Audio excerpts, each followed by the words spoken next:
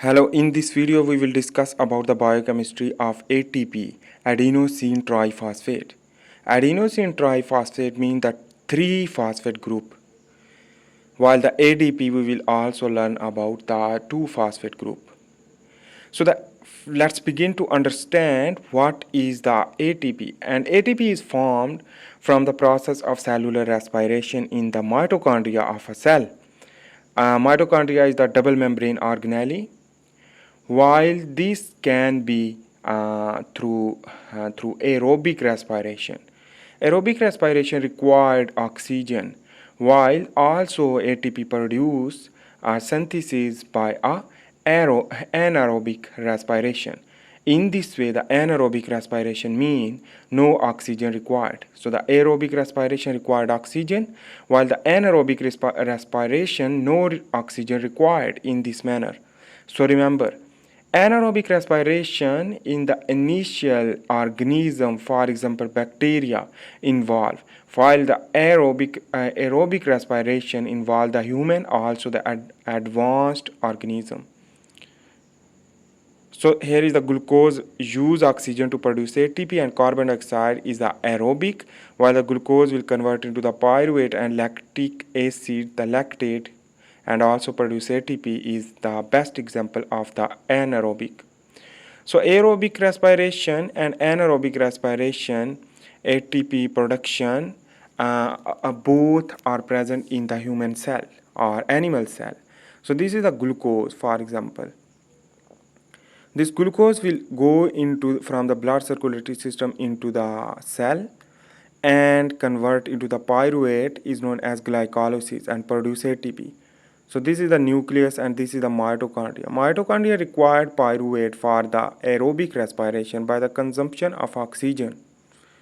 So the oxygen is used for the aerobic respiration in the mitochondria. So remember, while the anaerobic respiration is glycolysis is the best example is the advanced as well as the bacterial cell.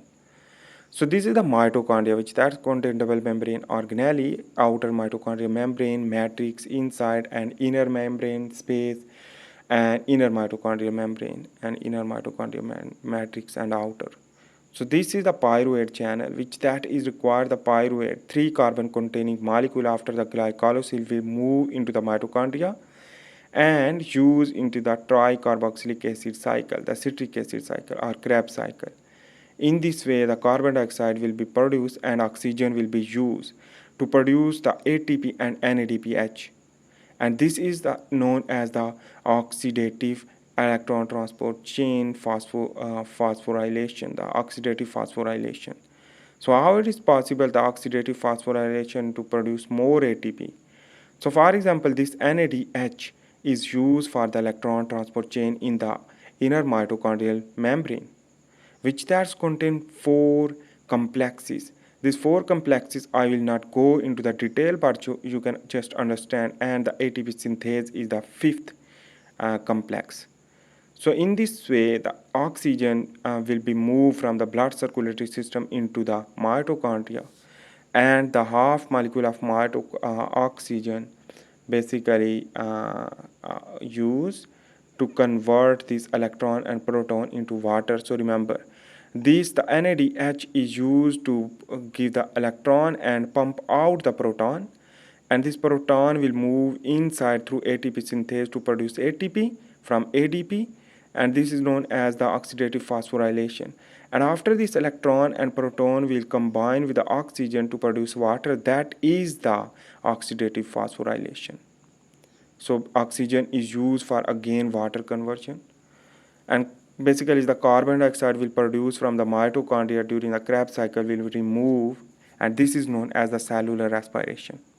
So the mitochondria is also known as the beta oxidation of fatty acid, glycolysis, Krebs cycle, electron transport chain, and proteolysis and amino acid breakdown to produce ATP.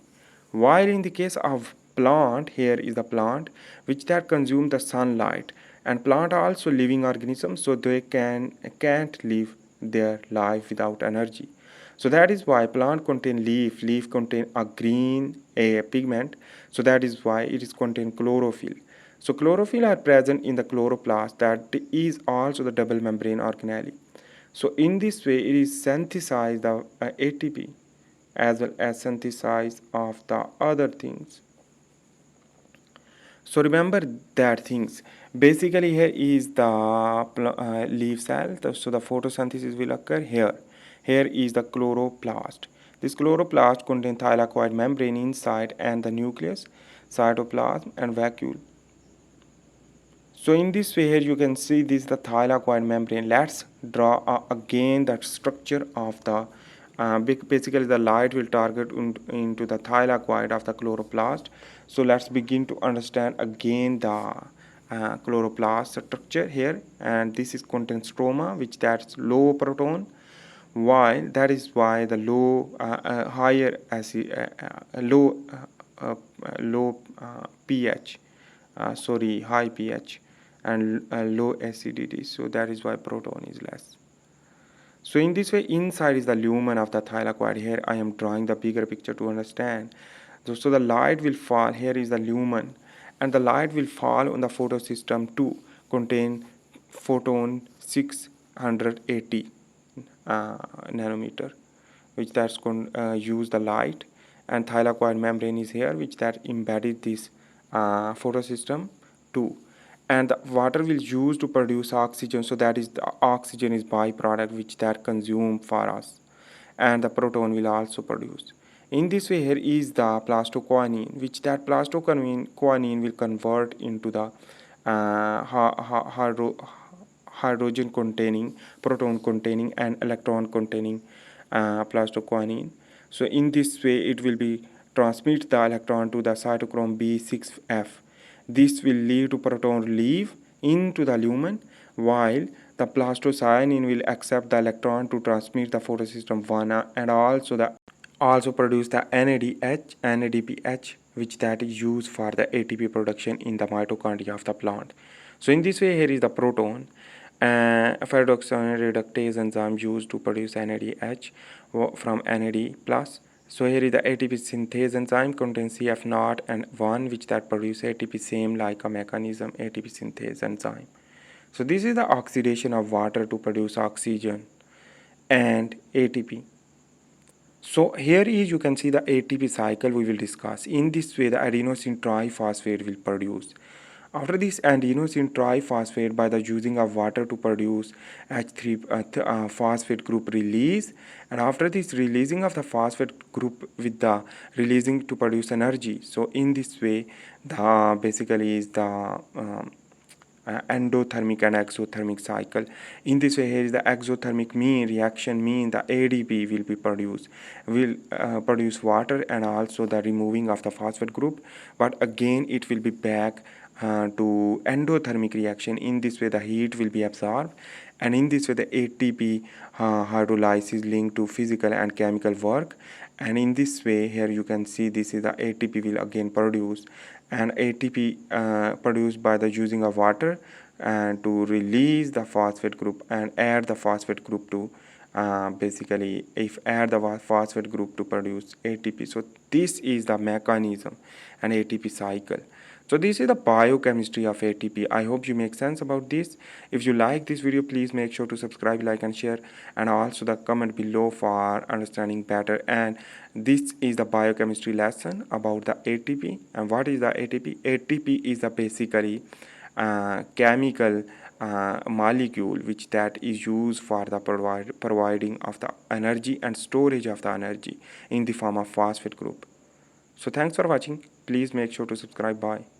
We will see in the next video with the NADH and what is the function of NADH.